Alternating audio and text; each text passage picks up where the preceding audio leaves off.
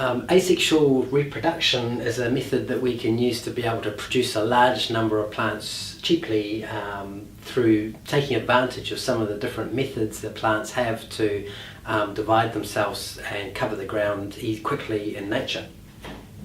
So the different techniques, they all involve taking some tissue from a parent plant and creating lots of copies of that parent plant that are all genetically identical to that parent plant. So the advantage is, if you find a plant that you like the characteristics of, you can use these techniques to create a large number of those plants cheaply and easily.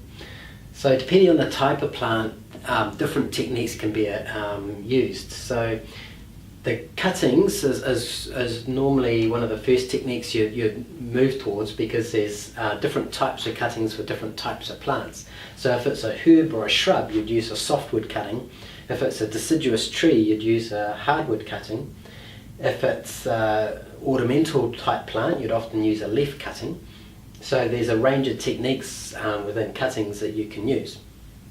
The first one, which is a softwood cutting, is just breaking off a side shoot from the shrub or the herb and sticking that into a free draining, well aerated rooting medium. So a fine gravel is quite a good choice for that, and that will. And you got to keep it wet, so you normally just use a little mister, or you can either set it up in a glass house with automatic mister, or you can just get a little spray can and you can spray it with that and keep it moist that way. But you've got to maintain a moist environment within the rooting medium that will encourage the roots to grow from the base of the cutting. And then for that to happen before the plant uses up the stored sugars within that cutting and dies, you've also got to keep it warm, and that will ensure that the plant will grow roots quickly enough that it can establish that root system, draw up water and nutrients from its environment to support further growth of shoots, which will then develop leaves, and it will start to photosynthesize and produce sugars to further encourage root growth. So when you do a cutting, it's good to have a couple of nodes on it. So about 4 nodes is a good choice, and the bottom node, which you cover in the rooting medium, will grow roots from it, and then the top 2 nodes will grow side shoots, which will develop leaves, which will start to photosynthesize. And a softwood cutting is a cutting where there's actually a couple of leaves already on those side shoots, which will already be photosynthesizing and producing some sugars to it. A hardwood cutting doesn't have any leaves on it. You take it in the middle of winter, and it's a deciduous tree. So that means that a deciduous tree loses its leaves in winter. So that is a good choice for a slow growing deciduous tree. And you take a section of its stem, again with 3 or 4 roots, and you plant it out in the field in the middle of winter. And then slowly during winter, the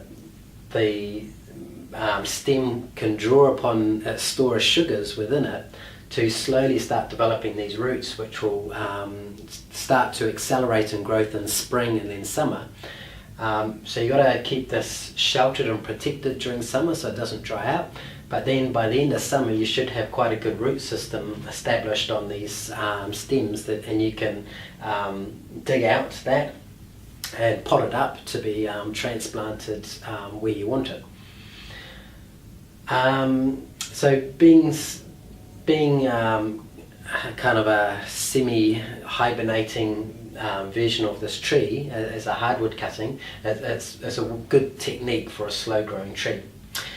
The other one's a leaf cutting, so that works quite well with some of the ornamental plants with soft, large leaves. And you take a section of that leaf and you pin it into your rooting medium, and some of them will start to grow roots and shoots from that that will develop in a few months in spring and summer into a baby plant that you can then transplant out. Not many of them do it. Some of them, like a geranium, that are really robust, vigorous vegetative growth, so they grow really quickly and easily. Those are the kind of plants that you can do this with, but there's not many that you can. Most of those kind of ornamental plants are best grown from seed. Some of the setups you can use to grow cuttings, these softwood cuttings, more so than any of the others, is to put your rooting medium in a tray and put your cuttings into that tray and put a little glass house on top of that, so that when you spray it with your mister, the glass house will help to hold in the humidity and also keep it warmer.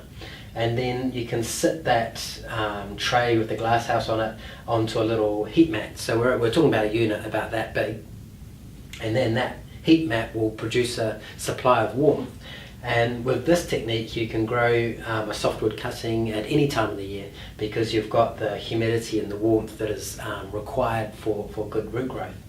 And then again, if the lighting's not good, you'd also benefit from having a good fluorescent plant, grow lux type lights to enable the leaves of the cutting to photosynthesize well and produce lots of sugars.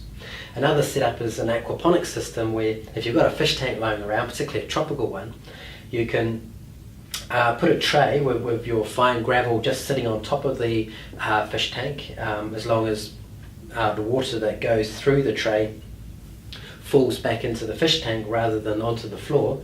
Or you can even create a little shelf above the fish tank, so that the water again just kind of drips down back into the fish tank.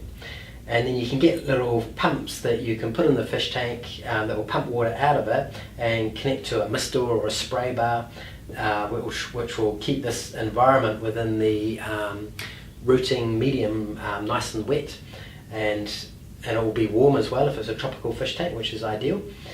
And again, you can set up lights above that to encourage photosynthesis and leaf growth, or it might have nice natural lighting anyway. But that's quite a nice environment, because it always, without any effort of you to spray it or have to worry about maintaining the moisture levels, it will maintain a perfect moisture level all the time. There's the nutrients from the fish tank which will help stimulate the growth as well. So it's a self-sustaining system really. You can just stick your cutting in there and then walk away and then come back a month later, and it will be a nice little cutting that you can transplant out.